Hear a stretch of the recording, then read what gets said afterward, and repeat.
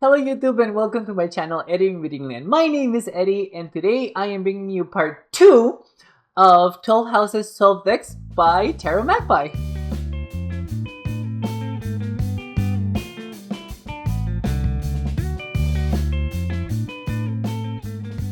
Okay guys, so I actually missed a prompt on the first part of the video, so I'm just gonna go ahead and do that right now. And that is a deck that feels like home and gives you a sense of safety, security, and nostalgia. And that one is the White Numen Tarot by Alba Ballesta Gonzalez, if I am correct. Yes. Um, it's very difficult for me to explain what I feel when I use this tarot, but I feel like all of the people depicted on the images in this tarot are Latinos. And we're such a diverse group of people, and I guess that applies to most other races. But yeah, no, I mean it. So, for example, for these Three of Cups, it reminds me of the times when I see my aunties and my mom get together and just celebrate something or just talk about nothing and everything, around the table, and they're drinking coffee and they're eating bread, and they're bread with butter, and or they're eating, I don't know, or they're having well, they're maybe a little tipsy because they had a few more beers than they should. But yeah, it this deck feels very homey to me. Even though I've also said that this deck feels very ancient civilization as well to me. Especially with depictions of people like this Page of Cups. This page feels like they belong to a very ancient civilization. And I love the depiction of animals in this deck, and especially how they are able to depict such a strong emotion, especially with this Five of Swords. I mean, you definitely get what's going on the Five of Swords. But yeah, Alba made a really and the deck as well is also very diverse. We have various different color skins here for the aces. Actually, they do this for the aces, for all of the aces. And where I come from Costa Rica. You go outside and you see so many different color skins, and we're in you see someone that's lighter, someone that's darker, and that is exactly what this deck is portraying to me. And I see a lot of people here that I grew up with in this tarot, and I think that's also, and it's also the sense of nostalgia as well. It just feel like I know these people, and this is a very beautiful strength card. I love it. Even though we don't have tigers, because we technically don't have tigers in Costa Rica. Actually, nowhere in America do we have tigers. But yeah, I mean, to me, this is one of my cousins just like laying on their bed, and I remember they having a lot of pillows in their bed. It's just so relatable to me. And so that's why it feels like home. It feels very homey. And yeah, it gives me a sense of warmth and connection as well to my culture, which I honestly very rarely feel coming from Costa Rican culture. And well, that's another story for another day. But yes, so this was from number 4. So I apologize. But moving on to prompt number 6, and what was supposed to be the first prompt for the second part of this video, but we're all human here. We make mistakes, and I make more mistakes than anybody else probably. So prompt number 6, a deck that you use regularly. No. Prompt number 7. I'm sorry. A deck you feel deeply connected to, and this is going to come as no shocker to anybody, but it is the Shadowscapes Tarot. This is my favorite tarot.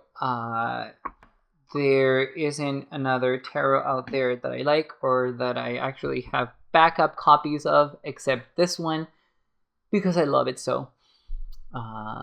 this is the perfect aesthetic deck for me. It is beautiful, it is colorful, it is fantastical, and it's just, the deck feels not only magical, but it also feels mythical, and it feels very, how can I say this? I feel very attuned to it, and I love the heavy use of spirals in the deck as well. So that's probably one of the reasons why I love this deck so much. Oh, let's see. I do use reversals with it, so I do use reversals, guys. But yeah, I mean, the Shadowscape Tarots will forever be my favorite. Now, maybe not forever. For now, it is my favorite tarot deck. I am not sure if I'm going to love another one as much as I love the Shadowscapes. Probably my own, because I'm doing a really good job with it. And I know I keep bringing it up, and I haven't even... No, I think I have shown you guys a couple of my sketches. But if you want to see more, you can go to my Instagram. But yeah, I know this deck inside out. There is never a moment where I doubt myself reading with this deck. This is the deck that I mostly use to read for clients, for various reasons. Well, one, because I just know what the deck is trying to tell my client at that specific moment in time.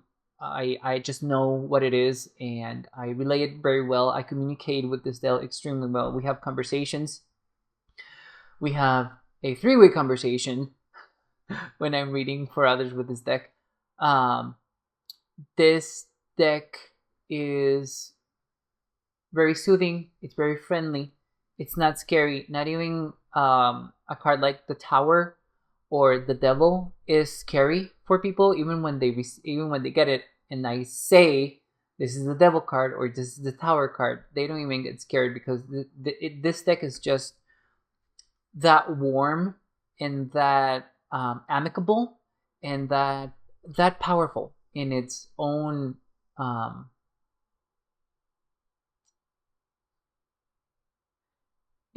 soothing way. There is a very passive aspect for this deck that I very much enjoy, and in a way it grounds me really well. And I don't know if it's because I've worked with this deck for so many years, but I can immediately just focus without a lot of pre-work. I can just focus on the images and on the spread, and I'm able to relay messages so well with it. I feel very comfortable, and I feel very in my own power with this deck. And that is the Shadowscape Tarot, guys. You've seen it here, and you've probably seen it. We'll see it more because it is my favorite tarot deck. But there we go, guys. Okay, moving on. Prompt number 8. Deck you use for shadow work and things you want to bring to the surface, or deck that feels like magic. So again, I do a lot of shadow work, and I do have a lot of decks that feel like magic. So for example, the Marielle Tarot, but I've shown it so many times now, and I could have shown it right now. But I'm gonna show the Talsiel Tarot. Here we go. Here are the amazing backs of this card. I wonder what happened to this. Okay. Never mind. This is the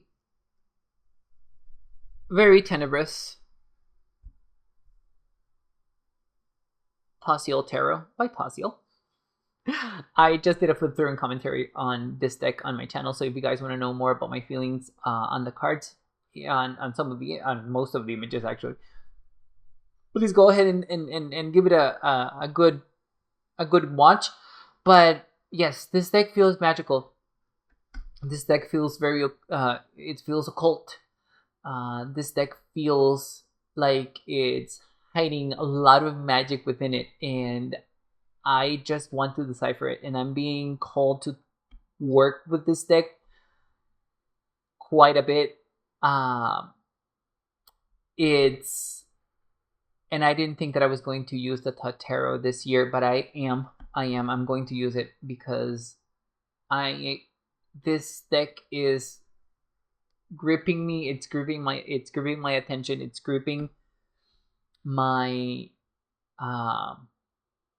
my thoughts, and I had to rework my schedule for this year's tarot because I really want to work with this deck. So I'll probably end up working with this deck for Mabon this year. So it's gonna be a little later, but it's gonna be sooner than I thought it was going to be. I hope that I will be able to use it for Lunasad. I hope that I will be able to use it for Lunasad, but I'm actually going to do the best that I can to use it for Lunasad. But we'll see, guys. I will have a review of this deck after that because I feel so strongly about it, and that I just want to talk about it more. But yeah, this deck does feel very magical. The symbolism alone in this deck is just out of this world. It's amazing. Tassio did an amazing job with the symbols on this deck, with the colors, the use of color in this deck is just wonderful. It's one of those things that some of these colors shouldn't work in my opinion, but they do work. And again, I'm very happy with this deck, and I want to get to use it, and I'm probably gonna use it sooner rather than later. But yeah, love this alchemy card, which is the art card in the Tarot.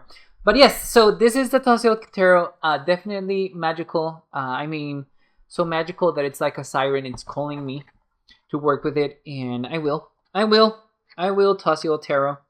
You're just gonna have to give me a little time so that I can work with other tarots that came before you. So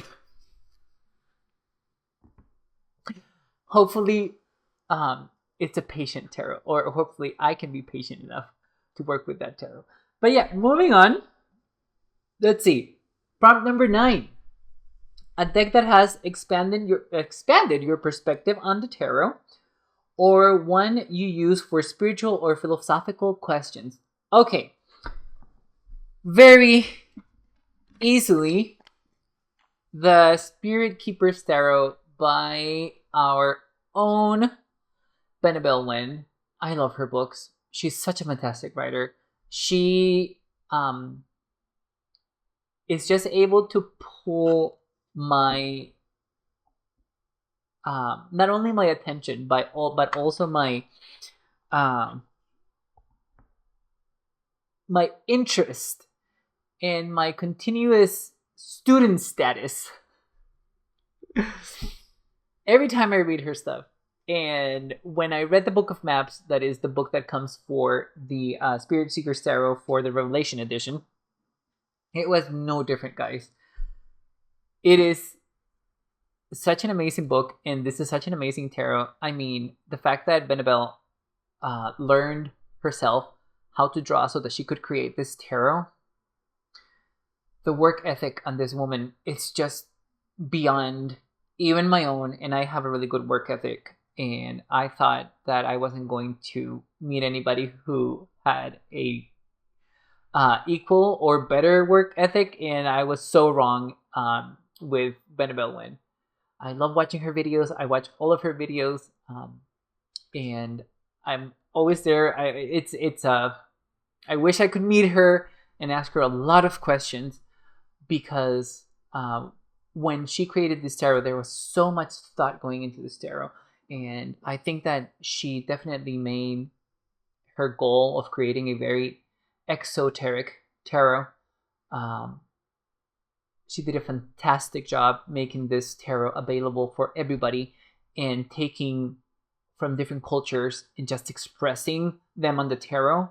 and with purpose and with intention. The history alone for each of these cards is fascinating, but she has given us, the book is very thick, and I devoured that book. It's like, I think it's more than 800 pages, and I think I read it in about 2 weeks at work. But yeah, I mean, the reasons why she chose to depict the cards as she did, and the use of color as well, sometimes she goes over, and she just gives you a very explicit paragraph on the reasons why she chose to do what she did for every single one of the cards, and that it's remarkable. I wish more artists would do this, and there's been a trend with artists in doing this. Oh, I do use reversals, guys. But I think she went the extra mile, like Sia did,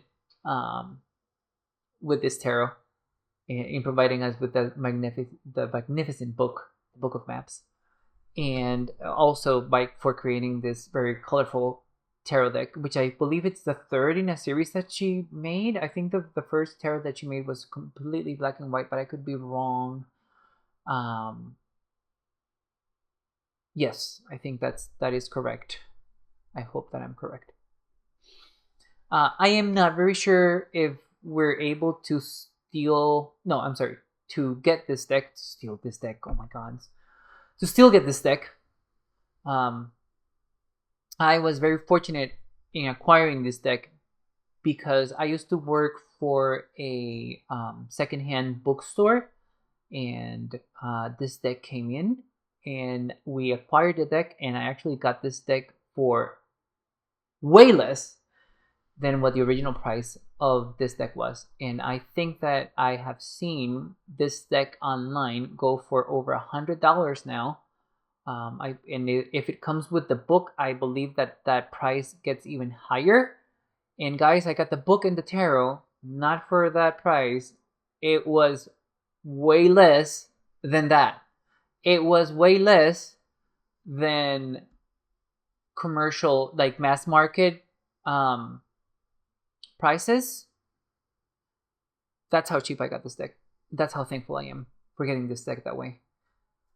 It definitely came to me because I just needed this deck. I didn't know I needed it until I had it.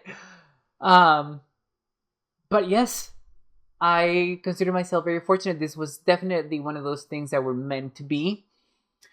I will do a review of this deck once I work with it more. Because I just finished also reading Annabelle's latest book, which is the I Ching Oracle.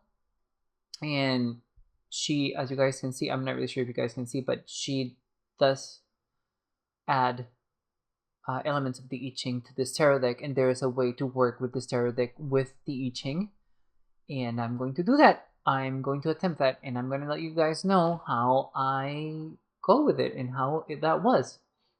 But yeah, very happy that I have this deck. I really, really am very excited to use this deck, almost as much as I am for the Taziel Tarot. But as in any case, moving on to the next prompt. Let's see. Let me just put this away so that we can continue with this video. Okay, prompt number 10, guys.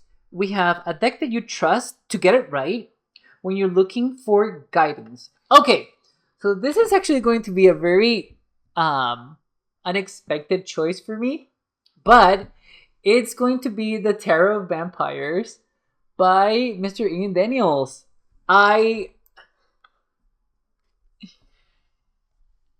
only reason why I got this tarot deck was because of Racing from Owl Moon 513. 315? I always forget the last three numbers. But as in any case, this didn't come like this. I edged it. And I did a really good job, guys, because I had to edge it. I think this is 2 coats.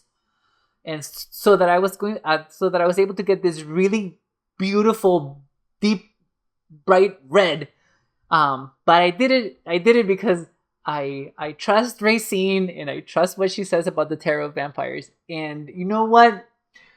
She is right, and I hate it that I like this deck as much as I do because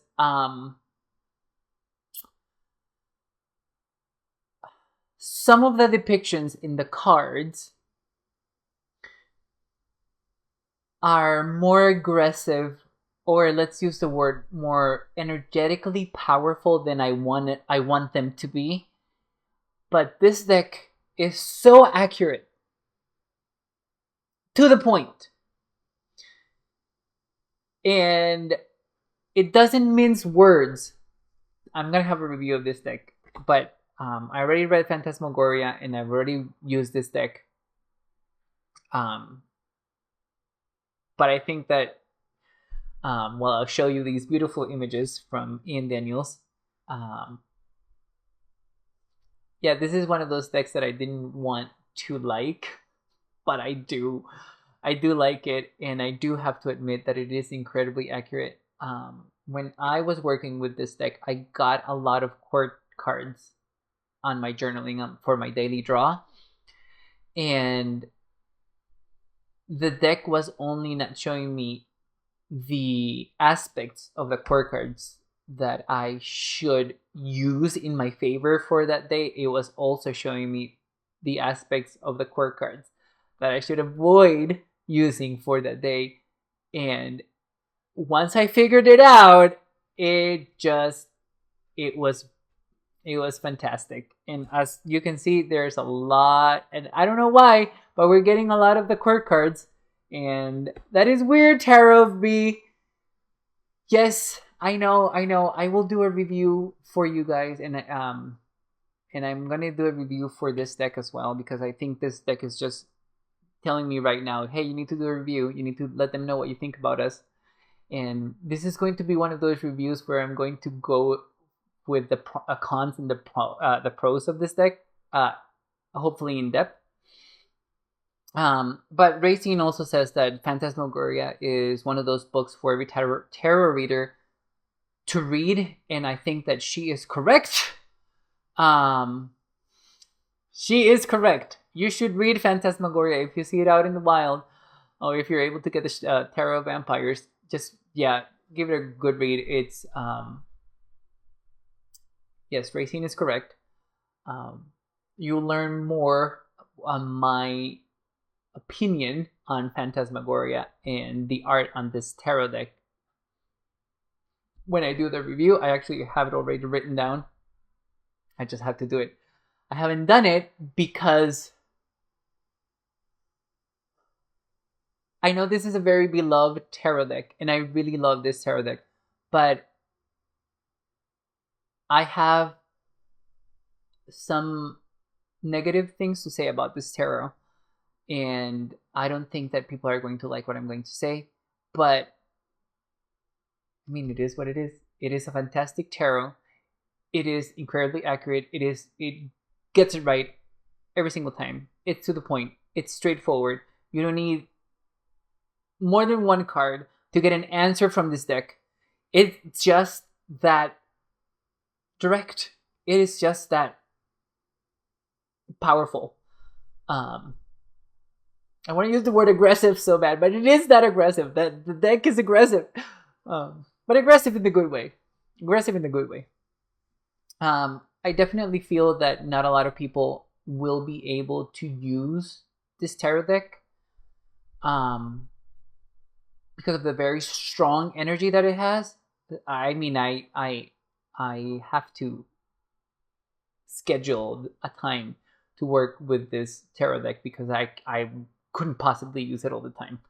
So if I have to schedule time to work with this deck, I'm pretty sure that there are people out there who will have a little bit of an issue with that as well. But yeah, no, Tarot Vampires, guys. Tarot Vampires. Yes, I love Tarot Vampires, even though I don't want to love it. But I do. Okay, let's move on. Let's move on from Tarot Vampires. Okay, so prompt Number 11. Oh wow, I only have one more prompt left. Okay, a tarot deck that reflects a wider network you are a part of. And I actually decided to portray the new voice tarot. I do have a whole walkthrough of this tarot deck on my channel, guys. But and I still haven't used this deck. I am going to use it for I believe I am going to use it for Beltane, or Letha. Where's my schedule? Well, either Beltane or Letha. It's definitely gonna be for Pride Month. So, but yeah, this is a deck where I see a lot of my queer people because Rosario, being queer himself, and being a queer artist as well, was able to portray a lot of queer people in this deck, and I really, really enjoy it. To me, all of the people depicted on this deck are queer, even though some of them are in more heterosexual combinations. I just think they're bisexual, and I go with that. But this deck is also very sexual, very sensual. I mean, look at this High Priestess. Oh my god, I just love the fact that she is on a computer. I mean, it's a laptop, guys. Come on. This is awesome. Here we have... but yeah, very much like this. I see a lot of queer people here represented, and it makes me very happy. It makes me smile. We have very sexual scenes, as you guys can see. And if, in my opinion, I think Rosario needs to make a erotic deck.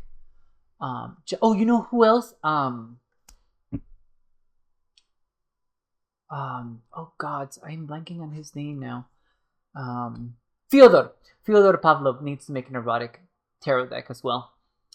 They both will sell so well. Rosario's and Fyodor's erotic decks, they will sell very well. I know that they will. But yeah, I mean, I just wish that we were able to see more queer people in decks. And this is a very modern deck, and I'm thankful that I have. This is, I think, the only modern deck that I have, or portraying modern people or modern situations that I have right now. I see how it's very suggestive, and it leaves very little room for innuendo, and I very much enjoy that. Not only is this deck also very colorful and has very attractive people on it, it's a celebration of queerness, and that's why I really appreciate this deck, and I love it so much. I still haven't used it. I'm pretty sure this will be a really good reader for clients, especially because it's not scary. There are no scary cards in the deck. I think that not even the devil card. Maybe the devil. I'm not really sure. But it's a more fun deck for me. If I have the opportunity to read for queer people, I'm probably going to use this deck. Because, I mean, it was just made for us. I believe that's what I feel. I love this Five of Swords. It's so good. But yeah, I wish I could see more of our community depicted in tarots, and again, I'm very grateful for Rosario for doing that. But yeah. Oh, here's my significator card. Okay, so moving on from the new voice tarot onto the next prompt. Let's see, what else do we have? Put this back before I ruin my tarot, and I don't want to ruin my tarot. Okay, so guys, the last prompt says here, a tarot that feels like it has hidden knowledge. I could also have gone with a lot of tarots for this, but I wanted to show a tarot that doesn't get a lot of screen time on the channel, and that is the Black Tarot by Victoria Iva. Here we have the Eight of Spheres, which is the Eight of Pentacles. This is another one of my shadow decks. This is an incredible deck. I love the use of light and dark in this deck. I mean, look at this star card, guys. It just looks like a supernova exploding. It just makes me so happy to see this star card. It's definitely more abstract than surreal, although I do believe that this falls under surrealism, but I consider it more abstract or expressionistic. Abstract, expressionistic sort of art. I mean, look at this fool.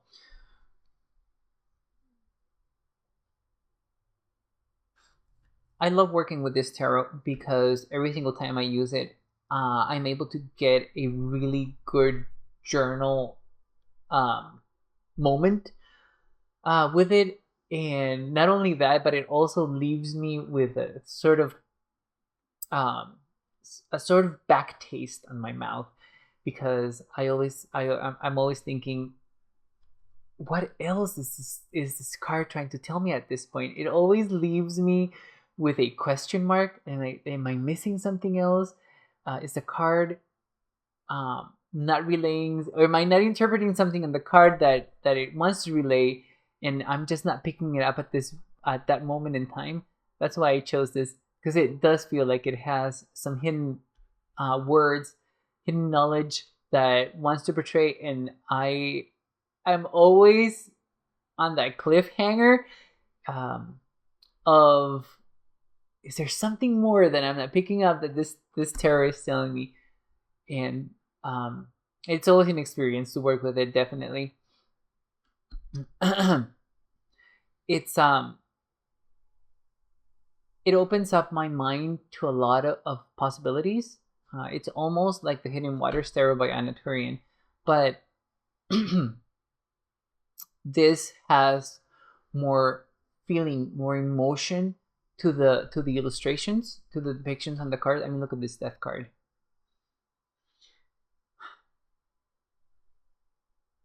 There's a lot of storytelling that you could do with this as well, if you do have the time to do that.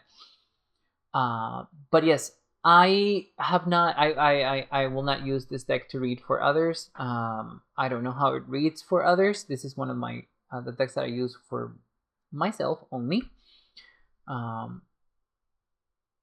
It's due to its very obscure personality. It's it'll probably be too much for other people, in my opinion, to get a reading from this. Not everybody's prepared to leave with just the information that you need. In a way, I hope I'm explaining myself well there.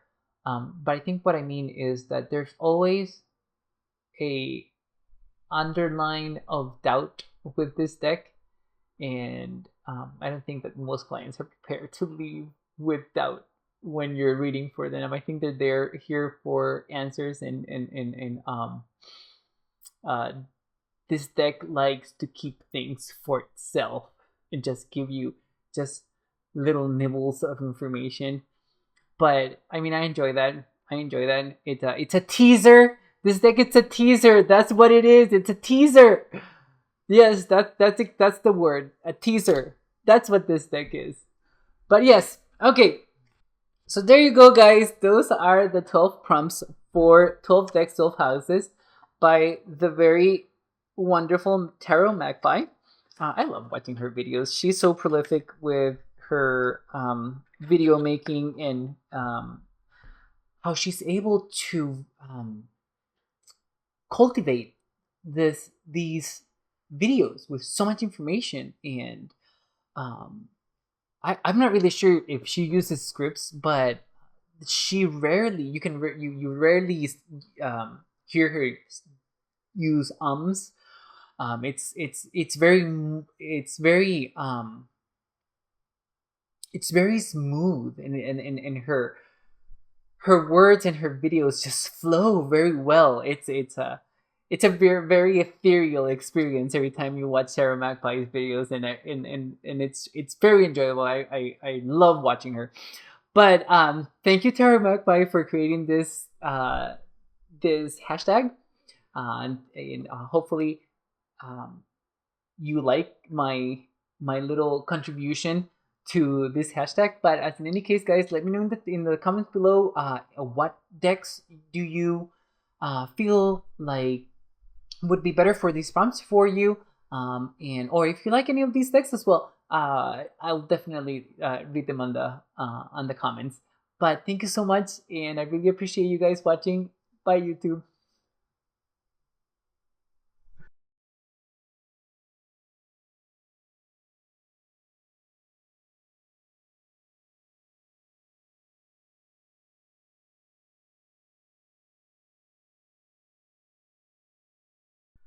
Okay, I'm done.